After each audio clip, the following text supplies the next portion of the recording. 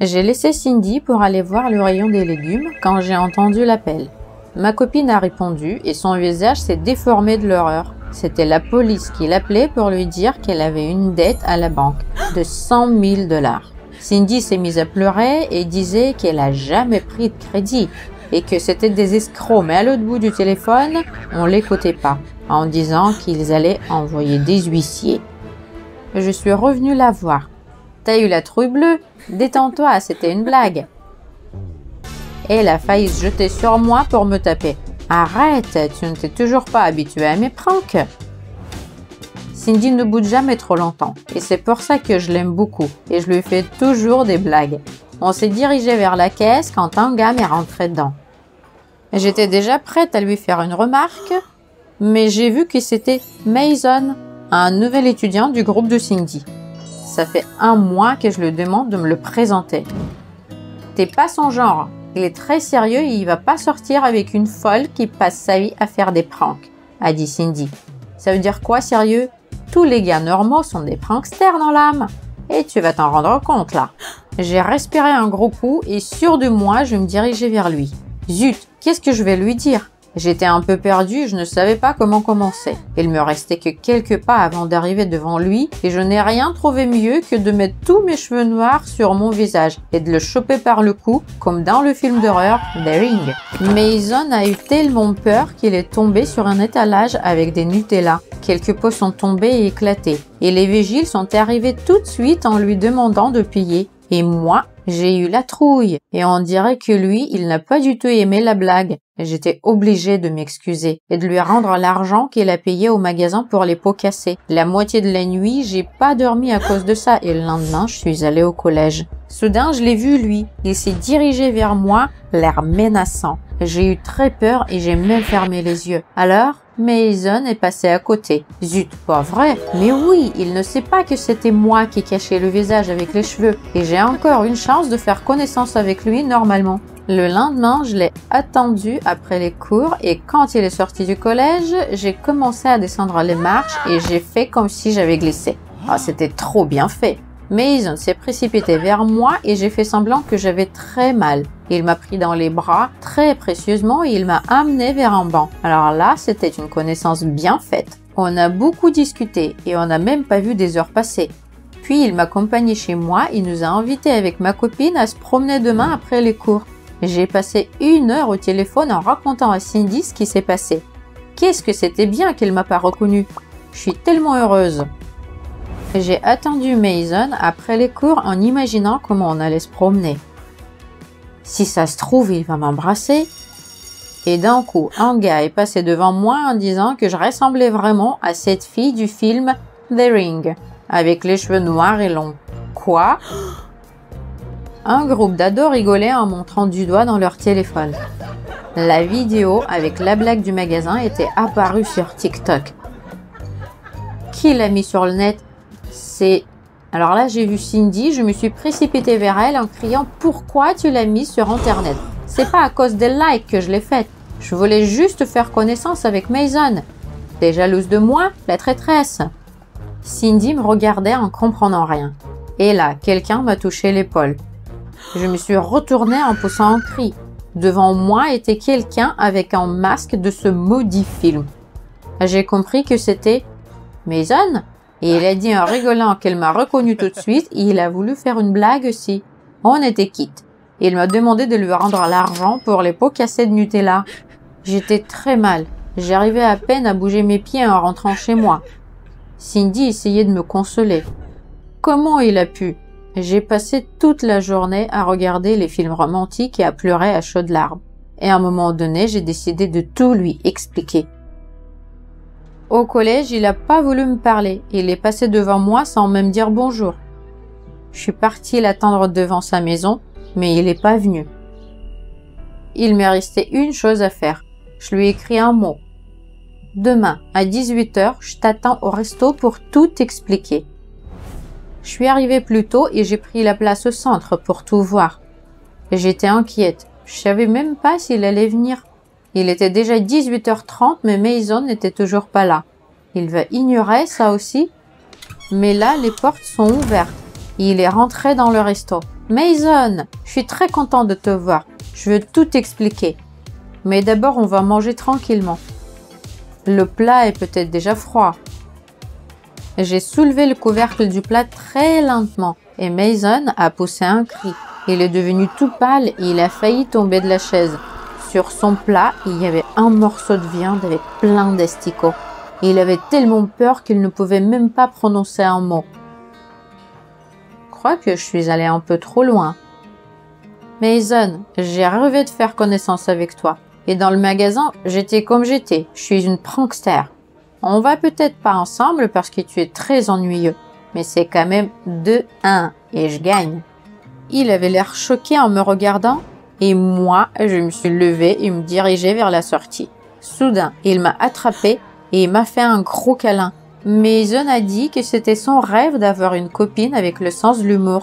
Il m'a proposé de sortir ensemble. Je ne croyais pas mes oreilles.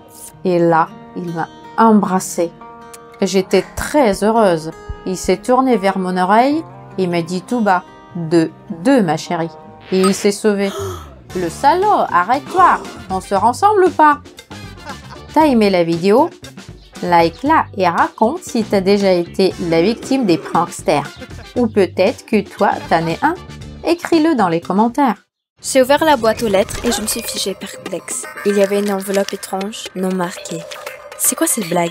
Je l'ai rapidement ouvert et je me suis arrêtée. Les lettres n'étaient pas écrites à la main, mais découpées dans des journaux. Dès que j'ai lu la première phrase, mes yeux ont commencé à se brouiller. Mon petit ami a été kidnappé et il demande une rançon.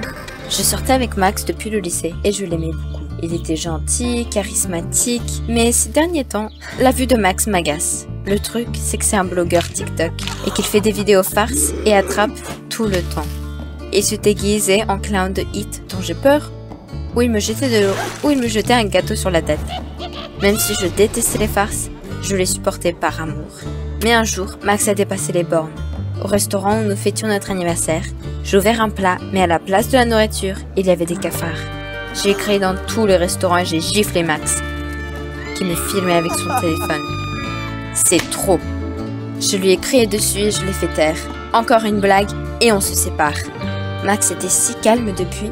Il sortait rarement son téléphone, même s'il n'avait jamais quitté TikTok des yeux auparavant. Max était à nouveau si romantique, comme au lycée.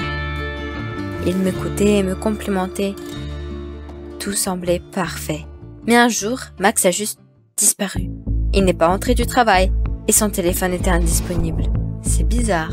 Je commençais à m'inquiéter alors j'ai décidé d'appeler son meilleur ami Adam. Ils se sont rencontrés à l'université et ils traînaient ensemble depuis.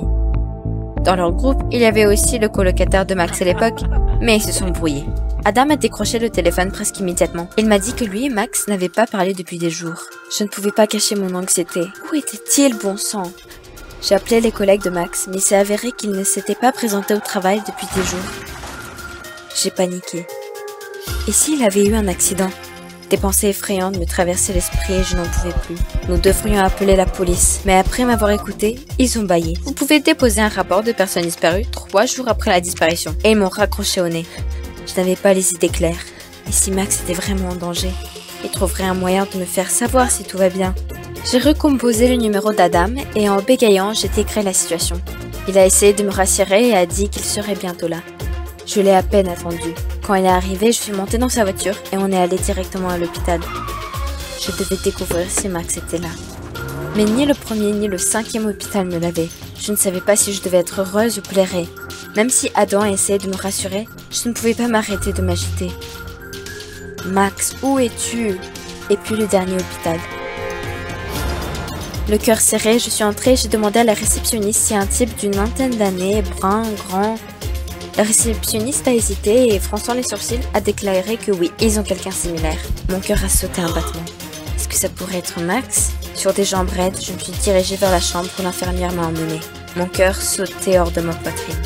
Puis l'infirmière a tiré le rideau et je me suis figée. Il y avait un type allongé sur la couchette, presque entièrement dans le plâtre. Mais ce n'était pas Max. J'ai poussé un soupir de soulagement. Il n'était pas à l'hôpital. Nous devons continuer à chercher. C'était tard dans la soirée quand Adam et moi sommes allés chez moi. Adam, voyant mon état, s'est porté volontaire pour me raccompagner. Puis j'ai remarqué qu'il y avait une enveloppe qui dépassait de la boîte aux lettres. Je l'ai rapidement retirée. C'est bizarre. aucune marque d'identification. Et après l'avoir lu, je ne savais pas quoi penser. Max avait été kidnappé, on exigeait de lui d'énormes sommes d'argent, ce que je n'avais jamais eu de ma vie.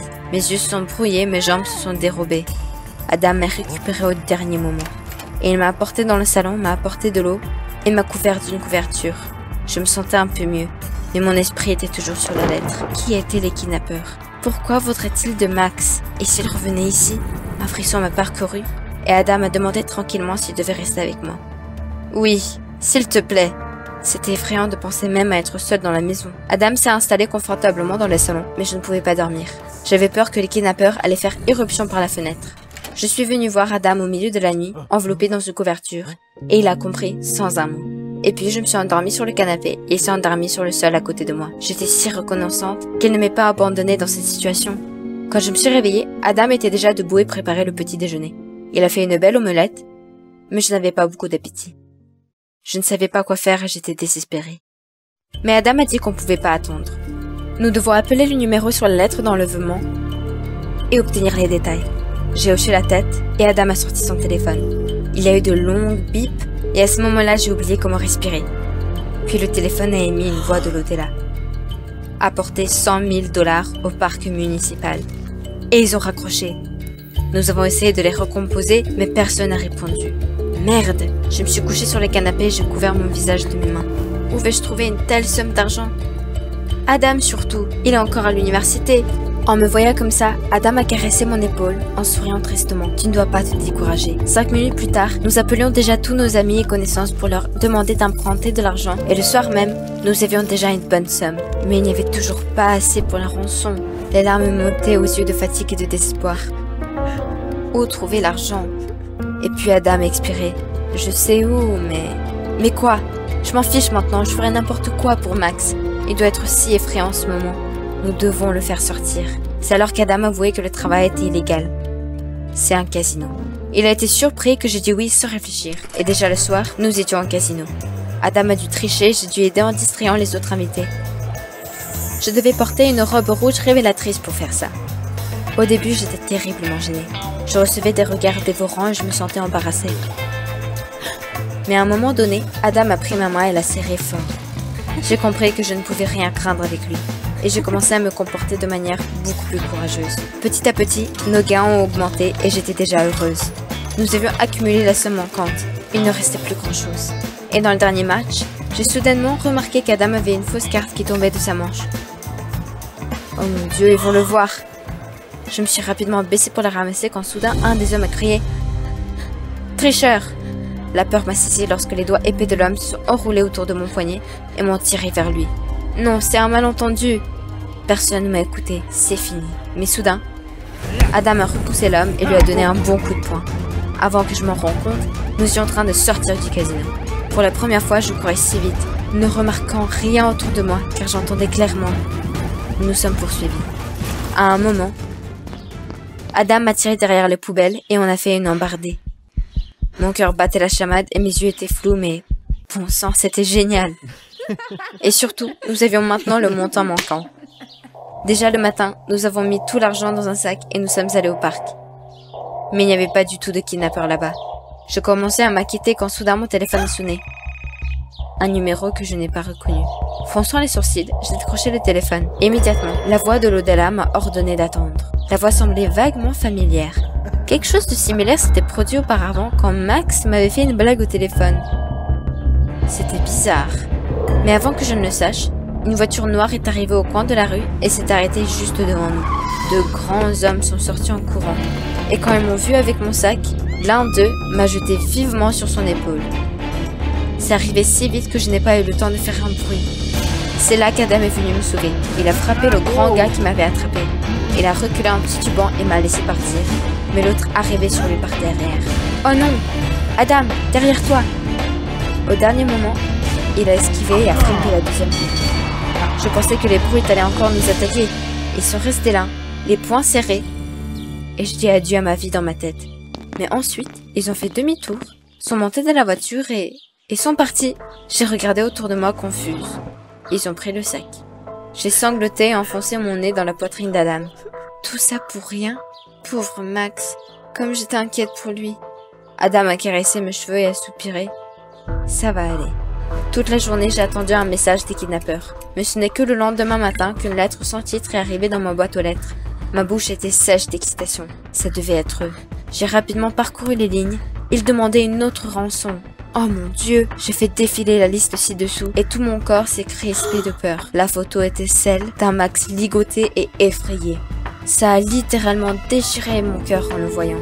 J'ai immédiatement appelé Adam et lui ai demandé de venir. Je ne peux pas faire ça toute seule. En attendant Adam, j'ai passé un long moment à regarder la photo car Max me manquait tellement. Et puis mon regard est tombé sur le papier peint de la photo. J'y ai pensé et soudain, Dieu! C'est la chambre sur le campus où Max vivait. Même si je n'y étais allée qu'une fois, je me souvenais très bien de la façon dont elle était organisée. Attends, c'est l'ex-colocataire de Max qui l'a kidnappé? Oh mon Dieu, il y a une raison pour laquelle ils sont battus avant. Max disait toujours que ce gamin ne l'aimait pas. J'ai immédiatement pris le téléphone et appelé la police. Il va payer pour tout. Juste à ce moment-là, Adam s'est garé. Je me suis dirigée résolument vers sa voiture. On devait aller au campus. J'ai brièvement expliqué la situation à Adam en sortant et il était choqué. Il pensait que le colocataire de Max avait toujours été si calme, si tranquille. Ah, il y a des diables dans les endroits calmes. Nous sommes arrivés au campus en même temps que la police et avons rapidement trouvé la bonne chambre. En une seconde, les flics avaient défoncé la porte et fait irruption à l'intérieur. Mon cœur sautait hors de ma poitrine. Je pouvais enfin voir mon Max. Mais dès que je suis entrée, j'ai vu Max en parfaite santé. Il a regardé les flics avec surprise. Et quand il m'a regardé, il a soudainement souri et a dit « Je t'ai fait un bon tour ?» J'ai reculé sous le choc. Il s'avère qu'il n'y a pas eu de kidnapping. C'était une farce de merde. J'ai fermé les yeux et serré les poings. C'est assez. J'ai fini. J'ai crié fort que Max était un crétin qui n'avait pas de cervelle et n'en a jamais eu. Et c'est fini entre nous. Max voulait courir après moi, mais les flics l'ont arrêté. J'ai vite découvert qu'il avait été assigné à des travaux d'intérêt général à cause de la sœur mineure. Et Adam et moi sommes devenus encore plus proches. Au bout d'un mois, il m'a même demandé de sortir avec lui.